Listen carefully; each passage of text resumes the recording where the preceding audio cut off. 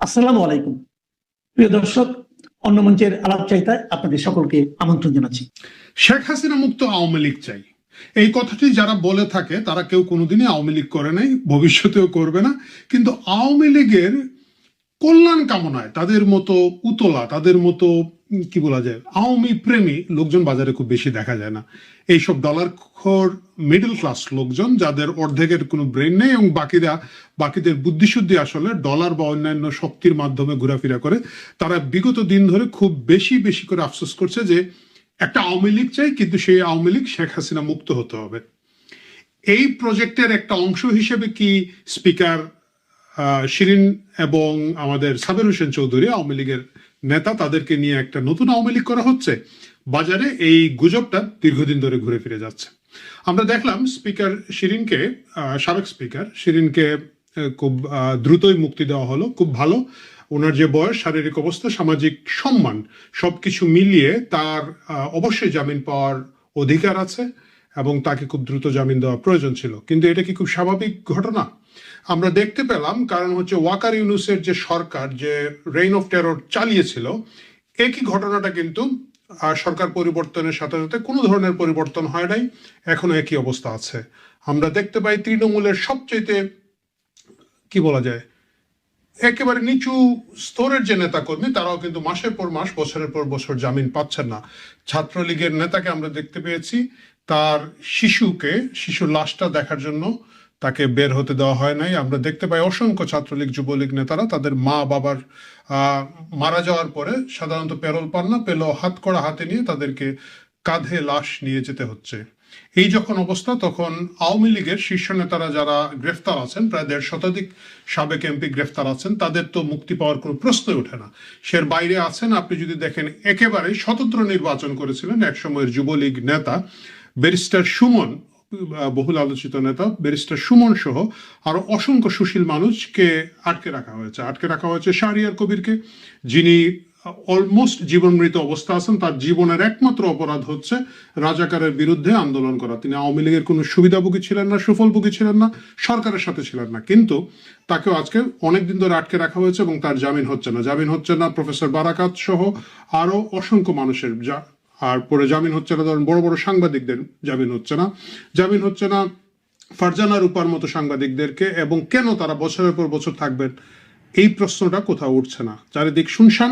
সেই মুহূর্তে স্পিকার শিরিনকে যখন গ্রেফতার করা হয়, গ্রেফতারের নামে নাটক করা হয়, মানে গুম গ্রেফতার থেকে প্রকাশ্য গ্রেফতারে আনা হয়, ধরে নেওয়া হয়েছিল যে তাকে হেনস্থা করা হবে। এবং সেই হেনস্থার এক ধরনের ধাক্কাধাক্কি আমরা দেখেছি কারাগারের যাওয়ার আগে, তাকে যখন কোর্টে, আদালতে হাজির করা হলো, তখন আমরা দেখেছি। কিন্তু আমরা দেখলাম বেশ তড়িঘড়ি করে তাকে মুক্তি দেওয়া হলো। এই ধরনের মুক্তি সাধারণত ডক্টর ইউনূসের মব বাহিনীকে দেওয়া হতো। ধরেন নারীর ওড়না কোথায় রাখা হবে না রাখা হবে, এই ধরনের গবেষণা করা হলে তাকে গ্রেফতার করে সাথে সাথে ফুলের মালা দিয়ে ইউনূস মুক্ত করে দিত। তারপরে ধরেন ওই যে আমাদের একটা গাজীপুরের এক নেত্রী ছিল, 50 কোটি টাকা চাঁদাবাজির অভিযোগে তাকে গ্রেফতার করে রিমান্ড দিয়ে, সেই রিমান্ড থাকা অবস্থায় আবার আদালতকে বিকালে বসিয়ে আসিফ নজরুল তার জামিন দিয়েছিলেন। এইসব মকারি বাইরে সাধারণত যারা কারাগারে গেছেন তাদেরকে আদৌ কোনদিন মুক্তি দেওয়া হবে কি হবে না, এই বিষয়ে বিগত সরকার এবং তার এক্সটেনশন হিসেবে বর্তমান সরকারের কোনো ধরনের চিন্তা ভাবনা নাই। কিন্তু স্পিকার শিরিনের জামিন হয়েছে।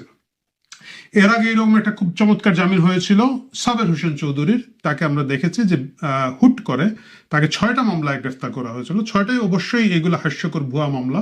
সাধারণত দেখা যায় যে ঢাকায় বসে বোরগুনায় গুলি করে লোকজন মেরে ফেলছে। এই ধরনের বিভিন্ন হত্যা মামলা, জুলাই হত্যা ব্যবসাকে যেটাকে বলা যায়, বা লাশ ব্যবসা বলেন, জামিন ব্যবসা বলেন, সেইগুলোতে তাকে গ্রেফতার করা হয়েছিল এবং তাকেও কিন্তু খুব দ্রুত সময়ের মধ্যে মুক্তি দেওয়া হয়েছিল, জামিন দেওয়া হয়েছিল। প্রিয় দর্শক, বাজারে দীর্ঘদিন ধরে যে গুজবটা আছে, এটা আসলে শুধুমাত্র গুজব নয়। এই মুহূর্তে কেন একটা বিকল্প আওয়ামী লীগ তৈরি করার চেষ্টা হচ্ছে? বিকল্প আওয়ামী লীগ করার চেষ্টা হচ্ছে কারণ আওয়ামী লীগের একটা বিগ স্টেক হোল্ডার সাধারণ জনগণ রয়েছেন। এদের একটা বড় অংশ গত নির্বাচনে জামাত শাসিত ইউনূস সরকারের থেকে মুক্তি পাইতে এবং প্রকাশ্য জামাতের সরকার থেকে নিজের যান বাঁচাতে, যেটা আমাদের শ্রদ্ধা সাংবাদিক নুর কবির ভাই বলেছেন যে নাকে রুমাল চেপে ধানের শীষে ভোট দিয়েছেন। কিন্তু ভোট দেওয়ার পরও দেখা যাচ্ছে গন্ধটা যায় নাই, গন্ধটা জায়গায় আছে, রুমালের মধ্যে গন্ধ উঠে গেছে। এই যে হতাশ আওয়ামী লীগের আওয়ামী লীগ সমর্থক যারা আছেন, তাদের ভোটকে কোথাও একটা স্পেস করে দেওয়ার জন্য, মানে তাদেরকে একটু মানে স্পেস করে দেওয়ার জন্য একটা আন্তর্জাতিক সুশীল সমাজ থাকে আমাদের, আমরা জানি, যেটা সাধারণত এনজিও ভিত্তিক থাকে এবং বিভিন্ন দূতাবাস ভিত্তিক থাকে। তারা এখন একটা নতুন আওয়ামী লীগ করবে, কারণ সব ডিম তারা একটা ঝুড়ির মধ্যে রাখবেন না। তারা যেটা করবেন যে জামাতকে একটা প্রেশার দেওয়ার জন্য একটা আওয়ামী লীগ থাকবে, বিএনপিকে একটা প্রেশার দেওয়ার জন্য একটা আওয়ামী লীগ থাকবে, কিন্তু সেই আওয়ামী লীগ আবার প্রকৃত আওয়ামী লীগ হতে পারবে না। কেন প্রকৃত আওয়ামী লীগ হতে পারবে না? প্রকৃত আওয়ামী লীগ হচ্ছে একটা খতরনাক জিনিস। তাকে যদি আপনি 1 ইঞ্চি জায়গা দেন, সে কিন্তু সাথে সাথে 1 গজ জায়গা নিয়ে নিবে। এটা যে বলে যে সুই হয়ে ঢুকে ফাল হয়ে বেরোবে, এটা সুই হয়ে ঢুকে শের শাহের কামান হয়ে বের হয়ে যাবে। এই ঝুঁকিটা এরা নিবে না, এবং এই ঝুঁকিটা তারা নিবে না বলেই একটা শিশু আওয়ামী লীগ তৈরির প্রচেষ্টা চলছে, গোয়েন্দারা করছে। আমি জানি আপনারা অনেকেই বলবেন যে এটা অতিরঞ্জিত কল্পনা, কিন্তু বিশ্বাস করুন, আমাদের সূত্র বলছে যে এই ধরনের আলাপ আলোচনা দীর্ঘদিন ধরে চলছে, এবং সেই আলোচনার প্রেক্ষিতেই এই সম্ভাবনাটা এখন আরো অনেক বেশি তৈরি হয়েছে।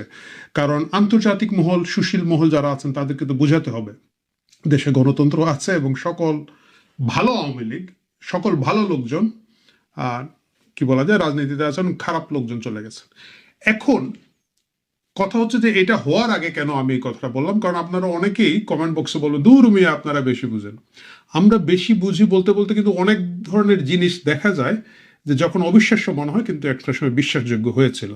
আপনারা যদি 1/11-এর সময় চিন্তা করতে পারেন, আপনাদের মনে আছে যে তখন সংস্কারবাদী হিসাবে এমন এমন নেতাকে দেখেছি। ইভেন আপনি সব বাদ দেন, আপনি বিএনপির মহাসচিব, আওয়ামী লীগের সাধারণ সম্পাদক, তাদেরকে পর্যন্ত আমরা দেখেছি প্রেশারটা নিতে পারেন নাই, তাদেরকে পর্যন্ত বেঁকে যেতে হয়েছে, তাদেরকে পর্যন্ত সংস্কার প্রস্তাব এবং বিভিন্ন আলাপ আলোচনার মধ্য দিয়ে যেতে হয়েছে। এবং এর ফলশ্রুতিতে মান্নান ভূঁইয়া এবং আব্দুল জলিলের মতো বিএনপি এবং আওয়ামী লীগের 2 জাদ্রেল নেতা, যাদের দীর্ঘ দশকের পর দশক রাজনীতি করার অভিজ্ঞতা ছিল, তাদের রাজনৈতিক ক্যারিয়ার শেষ হয়ে গিয়েছে।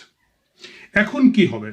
এখন যদি একটা সুশীল আওয়ামী লীগ তৈরি করা হয় এবং একটা শেখ হাসিনা মুক্ত আওয়ামী লীগ তৈরি করার একটা চেষ্টা চলায়, সেটা কতটুকু ফল লাভ করবে? আপনাদের কি মনে হয় কমেন্ট বক্সে বলবেন। আমার কি মনে হয়, আমি যেহেতু সুযোগ পাচ্ছি এখানে বলি, এই আওয়ামী লীগ হবে 1%, শেখ হাসিনা হচ্ছে আওয়ামী লীগের 99%। আপনি একটা জিনিস দেখবেন, আপনার আশেপাশে যারা ধরুন দলীয় রাজনীতি করে না, যাদের কোনো পদ পদবি নাই, বাট আওয়ামী লীগ সমর্থন করেন দীর্ঘদিন ধরে গিয়ে আসছে, তাদের সাথে কথা বলে দেখবেন আওয়ামী লীগের বাকি কোনো নেতার প্রতি তাদের কোনো ধরনের সম্মান, কোন ধরনের ইজ্জত দেওয়ার কোনো ইচ্ছা নাই। মানে এদের মধ্যে কোনটা টাউট, কোনটা বাটপার, কোনটা চোর এবং কোনটা আসলে ভালো, এটা চিহ্নিত করার কোনো চিন্তা ভাবনা সমর্থকদের নাই। সমর্থকরা আওয়ামী লীগকে মিস করছে না, সমর্থকরা শেখ হাসিনাকে মিস করছে। এবং শেখ হাসিনা মুক্ত যে আওয়ামী লীগ তৈরি হবে, সেই আওয়ামী লীগের অবস্থা কি হবে আমি জানি না, কিন্তু যারা সেই আওয়ামী লীগে জড়াতে চাইবেন তাদেরকে আমি একটা সাবধান বাণী দিতে চাই। এর আগে আরো অনেক বড় বড় নেতারা তাদের পলিটিক্যাল ক্যারিয়ার এইভাবে ধ্বংস করেছেন। আপনারা যারা এটা করতে চান, যদি করেন এবং সেখানে যুক্ত হন, তাদের ন্যূনতম যে ঘটনাটা ঘটবে সেটা হচ্ছে আপনারা দৌড়ানি খাবেন, পথেঘাটে মায়ের খাবেন। এবং এটা অনেক বড় বড় লোকজন মায়ের খেয়েছে। বিএনপির সময় 1/11-এর সময় জেনারেল মাহবুব ছিলেন আর্মি চিফ, ওনাকে পর্যন্ত দৌড়ায় কাপড় টাপড় খুলে বিএনপির নেতা কর্মীরা জিয়াউর রহমানের মাজার থেকে দৌড়ানি দিয়ে ফেলে দিয়েছিল। এবং সেই ক্ষেত্রে আওয়ামী লীগ কি পরিমাণ বিধ্বংসী হতে পারে আওয়ামী লীগের কর্মীরা, সেটা আপনারা ভেবে এই নতুন নাটকে জড়াবেন বলে আশা করি। আর যদি আপনাদের বুদ্ধি থাকে, তাহলে আমি আশা করব এই চাপ আপনারা সহ্য করবেন না, এই চাপকে আপনারা ইগনোর করার একটা চেষ্টা করবেন, এবং সেই চেষ্টা করে বিদেশে চলে যান, রাজনীতি থেকে অবসর নেন, যাই করে থাকেন না কেন। কিন্তু এই চাপ ভয়ঙ্কর, বিশেষ করে গোয়েন্দা সংস্থাদের যে চাপ তৈরি হয়। আমরা দেখেছি ইভেন গত দশকে আমরা দেখেছি যে তৃণমূল বিএনপি করে আমরা দেখলাম যে অনেকের রাজনীতিকে একেবারে ধ্বংস করে দেওয়া হলো, যারা একটা সময় হয়তো বিএনপির নেতা ছিলেন, কিন্তু তারা এই চাপ সহ্য করতে পারেন নাই। সুতরাং আমি আপনাদের কাছে একটা অনুরোধ জানাবো, যারা এটার মধ্যে জড়িত হতে চান বাদ দিবেন। এবং সাবের সাহেব, শিরিন ম্যাডাম এবং আরো যেসব নেতাদের কথাবার্তা শোনা যাচ্ছে, দেশে ফিরতে চান, দেশে ফিরে নতুন ধারার রাজনীতি করতে চান, তাদেরকে আমার একটা অনুরোধ থাকবে, নিজের নিরাপত্তার কথা চিন্তা করুন। শুধু রাজনৈতিক ক্যারিয়ারের কথা চিন্তা করবেন না, নিরাপত্তার কথা চিন্তা করুন। এবং গোয়েন্দা সংস্থার চাপের তুলনায় সাধারণ তৃণমূলের যে প্রতিরোধের মুখে আপনারা পড়বেন, সেটা বড় কথা। Sheikh Hasina minus Awami League big zero. ওই জিরোর মধ্যে আপনারা ঢুকলে আপনারা নিজেরা জিরো তো হবেনই, কোন যে বিপদ আপনাদের জন্য নিয়ে আসবেন আমি সেটা বলতে পারি না। প্রিয় দর্শক, আপনারা যারা ভাবছেন যে এটা হবে না, আপনাদেরকে একটা ছোট্ট কথা বলি। আওয়ামী লীগের লোকজন একটা স্লোগান দেয়, ঝড় বৃষ্টি আধার রাতে আমরা আছি তোমার সাথে। এই আওয়ামী লীগের লোকজন আসলে ঝড় বৃষ্টি আধার রাতে শেখ হাসিনার সাথেই থাকবে, আর কারোর সাথেই যাবে না। যদি কোনো আওয়ামী লীগ কোনোভাবে ফিরিয়ে আনতে হয়, সেটা এই নাটকের আওয়ামী লীগ হবে না। যেটা শেখ হাসিনা এন্ডোর্স করবেন, যে নেতাকে এন্ডোর্স করবে সেই কালকে থেকে নেতা হয়ে যাবে। একেবারে উনি যদি তৃণমূল থেকে একটা লোককে নিয়ে আসে, একেবারে গভীর জঙ্গলে সুন্দরবনের ভিতরের একটা লোককে নিয়ে এসে বলে এটা আওয়ামী লীগ, কর্মীরা কিন্তু সেই আওয়ামী লীগে যাবে। আর এর বাইরের যেসব আওয়ামী লীগ গোয়েন্দা সংস্থা তৈরি করার চেষ্টা করছেন, সেই চেষ্টা ফল লাভ করবে না, বরং আরো বেশি বিপদ ডেকে আনবে যারা এটার সাথে জড়িত থাকবেন। সাবধান হন এই সব তামাশা থেকে। রাজনৈতিক দুর্বৃত্তায়ন যেটা আমাদের গোয়েন্দা সংস্থাগুলো দীর্ঘদিন ধরে করে আসছে, এটাকে প্রতিরোধ করুন যার যার জায়গা থেকে, এবং এই ধরনের সকল উদ্যোগকে না বলুন। ভালো থাকুন। সকালে জামিন পাওয়ার পর বিকেলে জেল থেকে মুক্তি পেয়েছেন সাবেক স্পিকার শিরীন শারমিন চৌধুরী। অথচ প্রায় 2 বছর ধরে তিনি কোথায় ছিলেন কেউ জানে না। হঠাৎ করে গত 7 এপ্রিল পুলিশ ভোর রাতে তাকে গ্রেপ্তার করে। অথচ গত 2 বছরে এমন গ্রেপ্তার হওয়া রাজনৈতিক ব্যক্তিত্ব, বিশেষ করে যারা আওয়ামী লীগের মন্ত্রী এমপি ছিলেন, তাদের ক্ষেত্রে রিমান্ড চাওয়াটাই ছিল সহজাত প্রক্রিয়া। কিন্তু শিরীন শারমিনকে পাঠানো হয়েছিল জেলে। এরপর গ্রেপ্তারের 6 দিনের মধ্যে 12 এপ্রিল সকালে তার জামিন মেলে। বিকেলে জেল থেকে বের হয়ে যান তিনি। গত 2 বছরে গ্রেপ্তার হওয়া আওয়ামী লীগের শীর্ষ পর্যায়ের নেতাদের মধ্যে একমাত্র সাবেক মন্ত্রী সাবির হোসেন চৌধুরী এত দ্রুত জামিন পেয়েছিলেন। রাজনৈতিক মহলে একটি ওপেন সিক্রেট আলোচনা আছে, নির্বাচনের আগে পর্দার আড়ালে প্রথমে সাবির হোসেন চৌধুরী, পরে শিরীন শারমিন চৌধুরীর নেতৃত্বে আওয়ামী লীগকে সক্রিয় করে রাজনীতির ট্রাকে ফেরানোর চেষ্টা হয়েছিল। সাবেক স্পিকার জামিনে মুক্ত হওয়ার পর সেই আলোচনাটি আবার উঠে এসেছে নানা মহলে। একাধিক সূত্র বলছে এই আলোচনা একেবারে অমূলক নয়। দেশীয় বিদেশি নানা পক্ষের মধ্যে এমন একটা আলোচনা হয়েছে এবং আলোচনার প্রক্রিয়া চলমান আছে।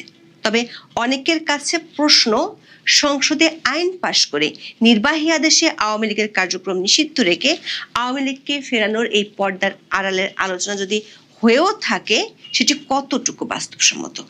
বাংলাদেশের রাজনীতিতে খুব প্রভাবশালী হিসেবে ভূমিকা রাখে এমন একটি কূটনৈতিক সূত্র বলছে, পুরো বিষয়টি একটি পরিকল্পনার অংশ। যদি তাই হয়, তাহলে সামনের দিনে এমন অনেক ছোট ছোট চমক দেখা যেতে পারে। বিস্তারিত জানতে চলুন যাওয়া যাক বিশ্লেষণে। 2025 সালের 22 মে আন্তঃবাহিনী জনসংযোগ পরিদপ্তর বা ISPR থেকে একটি বিজ্ঞপ্তি দিয়ে বলা হয়েছিল, 2024 সালের 5 আগস্ট আওয়ামী লীগের পতনের সময় 626 জনকে বাংলাদেশের বিভিন্ন সেনানিবাসে আশ্রয় দেওয়া হয়েছিল। সেই তালিকায় 4 নম্বর নামটি ছিল সাবেক স্পিকার শিরীন শারমিন চৌধুরীর। বলা হয়েছিল তাকে পরিবার সহ সেনানিবাসে আশ্রয় দেওয়া হয়েছিল।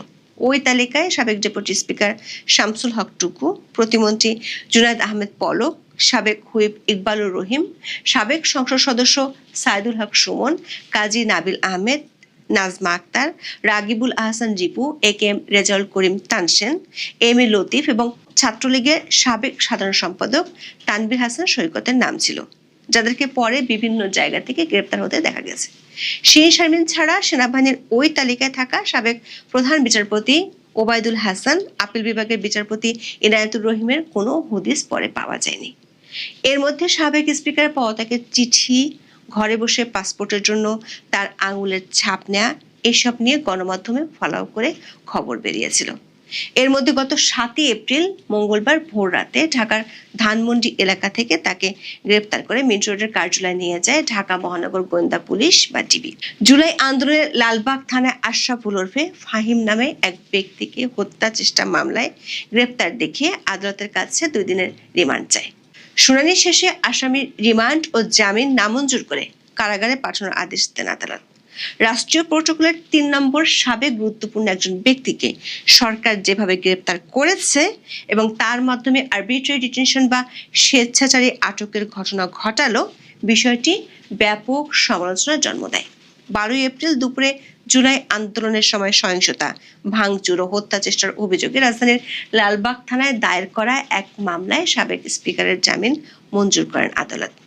আসামিপক্ষের আবেদনের পরিপ্রেক্ষিতে জামিন মঞ্জুর করেন ঢাকার অতিরিক্ত chief metropolitan magistrate Zakir Hossain. Dhaka মহানগর আদালতের প্রধান কৌঁসুলি ওমর ফারুক ফারুকী বলেন, আদালত 50,000 টাকা মুচলেকার মামলায় পুলিশের প্রতিবেদন দাখিল না হওয়া পর্যন্ত আসামির জামিন মঞ্জুর করেছেন। দর্শক, গত 2 বছরে আওয়ামী লীগের শীর্ষস্থানীয় নেতাদের মধ্যে শুধু সাবেক মন্ত্রী ও এমপি গ্রেপ্তার হয়েছেন 126 জন। তাদের মধ্যে হাতে গোনা কয়েকজন ছাড়া পেয়েছেন। সবচেয়ে চমক জাগানো গ্রেপ্তার ও জামিন ছিল আওয়ামী লীগের সাবেক সংসদ সদস্য, পরিবেশ, বন ও জলবায়ু পরিবর্তন বিষয়ক মন্ত্রী সাবের হোসেন চৌধুরীর ক্ষেত্রে। 2024 সালের 6 অক্টোবর রাজধানী গুলশান থেকে সাবের হোসেন চৌধুরীকে গ্রেপ্তার করে পুলিশের গোয়েন্দা শাখা বা ডিবি। পরদিন 2022 সালের ডিসেম্বরে ঢাকার পল্টনে বিএনপি কর্মী মকবুল হত্যা মামলায় সাবের হোসেনের বিরুদ্ধে 5 দিনের রিমান্ড মঞ্জুর করেছিলেন আদালত। রিমান্ড চলাকালেই একসাথে 6টি মামলায় 2024 সালের 8 অক্টোবর আদালত থেকে জামিন পান আওয়ামী লীগের সাবেক এই মন্ত্রী। এর মধ্যে খিলগাঁও থানায় ছিল 4টি আর পল্টন থানায় ছিল 2টি মামলা, যার মধ্যে 3টি হত্যা মামলা আর 3টি হত্যা চেষ্টা মামলা। জামিন পাওয়ার পর তখন খুব দ্রুত জেল থেকে মুক্তি পেয়েছিলেন সাবের হোসেন চৌধুরী। তখন বিএনপির পক্ষ থেকে প্রশ্ন তোলা হয়েছিল, 24 ঘন্টার মধ্যে সাবের হোসেন চৌধুরী কিভাবে মুক্তি পেয়েছিলেন। সাবের হোসেনের মতোই খুব দ্রুত জামিন পাওয়ার ঘটনা ঘটেছে শিরীন শারমিন চৌধুরীর ক্ষেত্রে। তার গ্রেপ্তারের পরপরই রাজনীতিতে শুরু হয়েছে নতুন আলোচনা। 8 এপ্রিল বাংলাদেশ টাইমসে প্রকাশিত এক প্রতিবেদনের শিরোনাম ছিল, শিরীন শারমিন গ্রেপ্তার, কৌশল নাকি ক্ষমতার খেলা। রিপোর্টটিতে বলা হয়, রাজনৈতিক প্রতিহিংসার কারণে বিএনপি সরকার তাকে হত্যা চেষ্টা মামলায় আটক দেখিয়ে জেলবন্দি করেছে বলে অনেকে মনে করছেন। তবে বিভিন্ন সূত্র বলছে, আইনি প্রক্রিয়ায় মুক্ত করে শিরীন শারমিনকে সামনে রেখে আওয়ামী লীগ পুনর্গঠনের একটি চেষ্টা চলছে। দর্শক, ইউনূসের আমলে 24 ঘন্টার ব্যবধানে 6 মামলায় জামিনে মুক্তি পাওয়া সাবের হোসেন চৌধুরীকে নিয়ে বেশ আলোচনা ছিল। আলোচনাটি হলো সাবের হোসেন সহ কয়েকজনকে সামনে রেখে আওয়ামী লীগকে রাজনীতির ট্রাকে ফেরানোর চেষ্টা। এমনকি 2025 সালের জানুয়ারি ফেব্রুয়ারিতে গণমাধ্যমে খবর প্রকাশিত হয়েছিল, সাবের হোসেন চৌধুরী আওয়ামী লীগের মুখপাত্র হচ্ছেন। এমনকি বর্তমান সংসদ সদস্য হাসনাত আব্দুল্লাহ গত বছরের 11 মার্চ নিজের ফেসবুক পেজে একটি স্ট্যাটাস দিয়েছিলেন। সেখানে তিনি লিখেছিলেন, রিফাইন্ড আওয়ামী লীগ নামে নতুন একটি ষড়যন্ত্র নিয়ে আসার পরিকল্পনা চলছে। সাবের হোসেন চৌধুরী, শিরীন শারমিন চৌধুরী এবং তাপসকে সামনে রেখে এই পরিকল্পনা সাজানো হচ্ছিল বলে তখন হাসনাত আব্দুল্লাহ অভিযোগ করেছিলেন। হাসনাত আব্দুল্লাহ তখন অভিযোগ করেছিলেন যে সেনাবাহিনীর পক্ষ থেকে তিনি ও সার্জিস আলমকে এই প্রস্তাব দেয়া হয়েছিল। আবার গত বছর অক্টোবরে যখন দেশ জুড়ে নির্বাচন নিয়ে বেশ শঙ্কা ছিল, যখন আওয়ামী লীগের বড় নেতারা হয় দেশে না হয় দেশের বাইরে পলাতক ছিলেন, তখন সাবের হোসেন চৌধুরীর বাসায় গিয়ে বৈঠক করেছিলেন ইউরোপের 3টি প্রভাবশালী দেশের রাষ্ট্রদূত। গত বছরের ডিসেম্বরের শেষ নাগাদ পর্যন্ত সাবের হোসেন চৌধুরী ও শিরীন শারমিন চৌধুরীর নেতৃত্বে আওয়ামী লীগকে রাজনীতিতে ফেরানোর এই প্রক্রিয়া নিয়ে রাজনৈতিক ও কূটনৈতিক মহলে বেশ গুঞ্জন ছিল। বিএনপি সরকার আমলে শিরীন শারমিন চৌধুরীকে গ্রেপ্তার ও জামিনে মুক্ত হওয়ার পর সে আলোচনা আবার শুরু হয়েছে। 8 এপ্রিল প্রকাশিত টাইমস অব বাংলাদেশের খবরে সামরিক, বেসামরিক ও কূটনৈতিক একাধিক সূত্রের বরাত দিয়ে বলা হয়েছে, শিরীন শারমিন চৌধুরীর মুক্তি পাওয়ার পুরো বিষয়টি একটি পরিকল্পনার অংশ। শিরীন শারমিনের বিরুদ্ধে যেহেতু জুলাই আন্দোলনের হত্যা মামলা হয়েছে, সেহেতু তাকে অন্য কোনো উপায়ে প্রকাশ্যে আনার বা মুক্ত করার সুযোগ নেই। তাই দায়ের হওয়া মামলায় আটক দেখিয়ে এরপর তাকে জামিনে বের করে আনা হবে। এই খবর প্রকাশের 4 দিনের মধ্যে সাবেক স্পিকার মুক্তি পেলেন। রিপোর্টটিতে প্রশ্ন তোলা হয়, প্রায় 20 মাস পরে কেন তাকে এভাবে প্রকাশ্যে আনা হলো। একাধিক সূত্রের মতে, শিরীন শারমিনকে দিয়ে আওয়ামী লীগকে পুনর্গঠিত করার প্রয়াস থেকেই এই উদ্যোগ নেওয়া হয়েছে। প্রতিবেশী ভারত ও পশ্চিমারা নির্বাচনের আগে থেকেই আওয়ামী লীগকে রাজনীতিতে ফিরিয়ে আনার চেষ্টা করছে। মোহাম্মদ ইউনূসের নেতৃত্বাধীন অন্তর্বর্তী সরকারের সময় দলটির মন্ত্রী ও নেতা সাবের হোসেন চৌধুরীকে দিয়ে এমন প্রচেষ্টা চালানো হয়। সব মামলা থেকে সাবের হোসেন চৌধুরীকে জামিন দিয়ে কিছুটা আগানো গেলেও খোদ আওয়ামী লীগের তরফ থেকে তা মেনে নেওয়া হয়নি। এই প্রচেষ্টার অংশ হিসেবে সুশীল সমাজের বেশ কিছু সদস্যদের একটি তালিকা করা হয়েছিল, যারা সাবের হোসেনের নেতৃত্বে নির্বাচনে অংশ নেওয়ার কথা ছিল। তবে শেষ পর্যন্ত ওই প্রচেষ্টা সফল হয়নি। টাইমস অফ বাংলাদেশের খবরে বলা হয়েছে, সাবের হোসেনের চেয়ে শিরিন শারমিন চৌধুরী ভদ্র ও নম্র রাজনীতিবিদ হিসেবে সবার কাছে গ্রহণযোগ্য ব্যক্তি। এই কারণে আওয়ামী লীগ পুনর্গঠনে তাকে বেছে নেওয়া হয়েছে। এতে সবুজ সংকেত দিয়েছেন খোদ আওয়ামী লীগের শীর্ষ নেতারা। তবে দলের দুজন মধ্যম স্তরের নেতা টাইমস অফ বাংলাদেশকে জানিয়েছেন, শেখ হাসিনা নিজেই চলতি বছরের ডিসেম্বরের মধ্যে বাংলাদেশে ফিরে আসবেন এবং দলকে নেতৃত্ব দেবেন। তবে এর মধ্যে অন্তর্বর্তী সরকার আমলে জারি করা সন্ত্রাস বিরোধী আইনের সংশোধনী অধ্যাদেশটি বিএনপি সরকার আইন হিসেবে সংসদে পাশ করেছে। এই অধ্যাদেশটি তখন ইউনূসের সরকার করেছিল আওয়ামী লীগের কার্যক্রম নিষিদ্ধ করার জন্য। প্রশ্ন উঠেছে, সরকার যদি আওয়ামী লীগকে রাজনীতির মাঠে ফিরতে দিতে চায় এবং সে কারণে শিরিন শারমিন চৌধুরীকে জামিন দিতে চায়, তাহলে তার আগে কেন রাজনৈতিক দলের কার্যক্রম নিষেধাজ্ঞার আইনটি পাশ করলো? সরকার একাধিক সূত্র বলছে, পরিস্থিতি ঘুরে গেলে বিএনপি নিজেও জানে এই আইন ভবিষ্যতে তাদের বিরুদ্ধে ব্যবহৃত হতে পারে। কিন্তু এই মুহূর্তে আওয়ামী লীগের নেতাদের বিরুদ্ধে যত মামলা আছে তাতে সরকারের চিন্তা আওয়ামী লীগকে নিয়ে নয়, বরং যারা রাজনীতির মাঠে আছে তাদেরকে নিয়ে। জামাত ও এনসিপি যে কোনো সময় সহিংস হয়ে উঠলে এই আইনটি সরকার চাইলে তখন কাজে লাগাতে পারবে। রাজনৈতিক মহলে আরেকটি প্রশ্ন হলো, শুধু শিরিন শারমিন চৌধুরীকে মুক্তি দিলে কি আওয়ামী লীগ পুনর্গঠন হয়ে যাবে বা আওয়ামী লীগ ফিরতে পারবে? গত এক মাসে নারায়ণগঞ্জের সেলিনা হায়াৎ আইবি সহ কয়েকজন জামিন পাওয়ার পরও অন্য মামলায় শোন অ্যারেস্ট দেখানো হয়। কূটনৈতিক একটি সূত্র বলছে, সাবেক স্পিকারের মুক্তির মধ্য দিয়ে যে প্রক্রিয়া শুরু হয়েছে সেখানে ধাপে ধাপে বেশ কিছু ঘটনা সামনে আসবে। নির্বাচনের আগে দেশি ও বিদেশি শক্তিগুলোর সাথে যে আলোচনা হয়েছিল সেটি যদি স্বাভাবিক প্রক্রিয়া আগাতে পারে তাহলে আগামী 2 মাসের মধ্যে অনেক কিছু দৃশ্যমান হতে পারে, এমন আভাস পাওয়া গেছে সামরিক, বেসামরিক ও কূটনৈতিক একাধিক সূত্র থেকে। এখন এ পর্যন্ত সবাই ভালো থাকুন, সুস্থ থাকুন, নিরাপদে থাকুন। দেখা